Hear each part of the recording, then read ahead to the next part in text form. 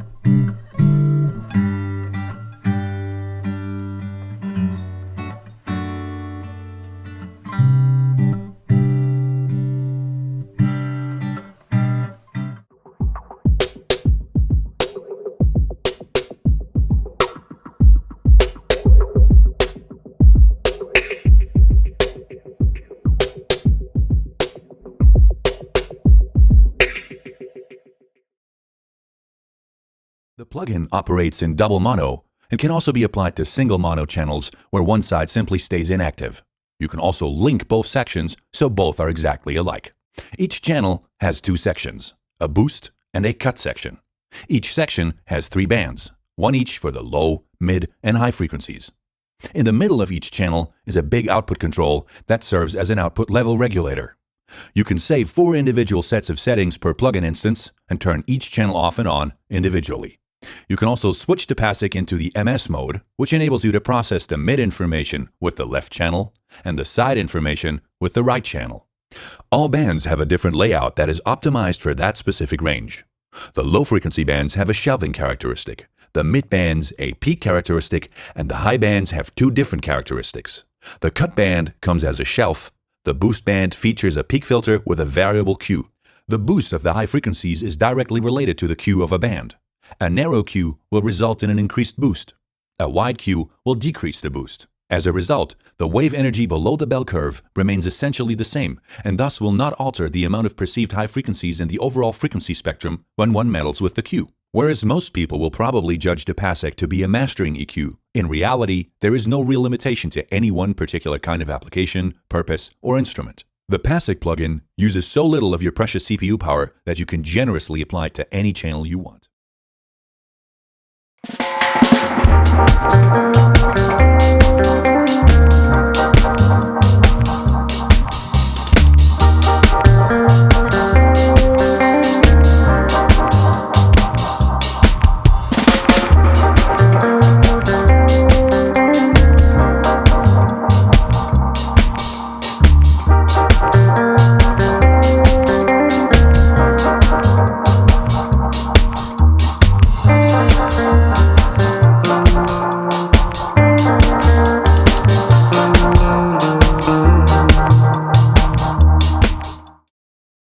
TubeTech PE1C and ME1B are 2 separate hardware EQs that can work independently or together to sculpt your frequencies with the tube-driven passive sound quality that has become synonymous with TubeTech.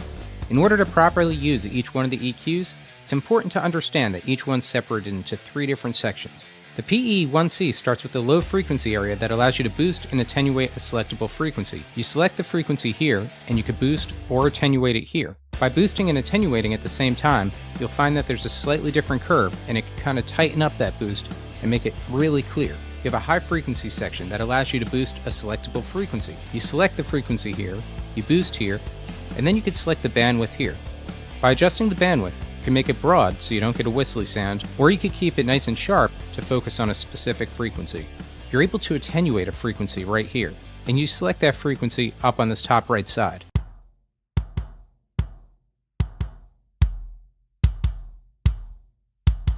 We have a peak on the left side, and the frequency can be selected here. We also have a peak on the right side, and the frequency can be selected here. So the left and the right side allow us to boost. This middle part marked dip is our cut. So as I bring the knob up to 10, we're actually going to cut at the selected frequency here.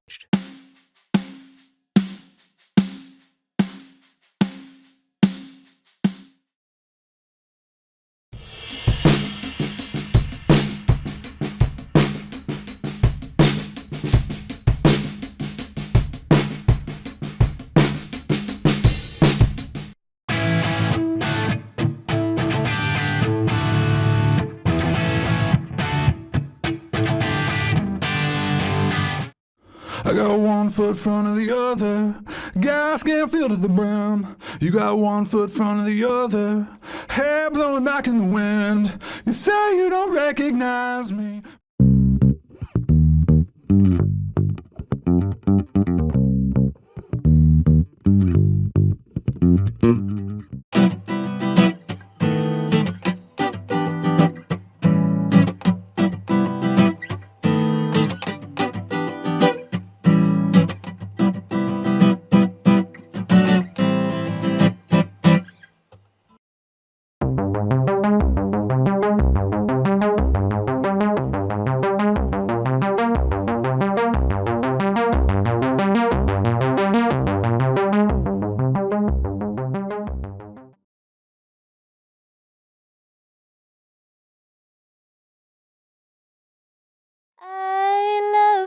The way your meaning voice, your hate and your touch. The way you yell and spit my name, it's toxic, but I'm used to it.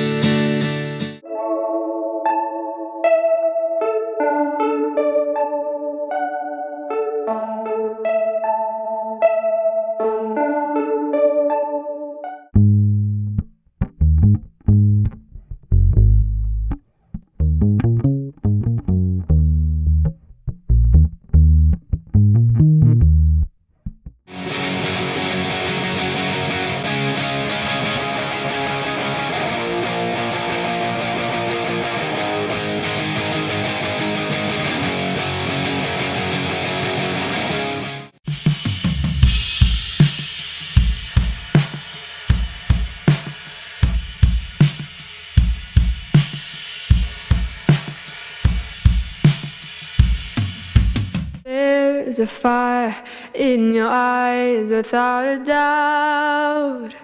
Broken heart.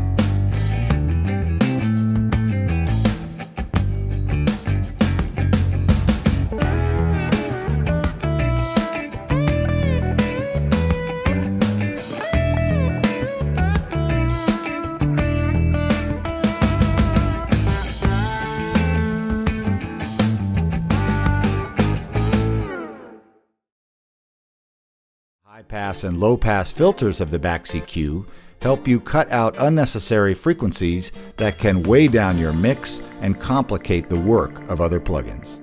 Then, the high and low frequency enhancement bands allow you to shape the whole spectrum of the mix in a couple of simple steps. This combination of 2 filters and 2 bands lets you safely and intuitively get that finished record sound quickly and easily.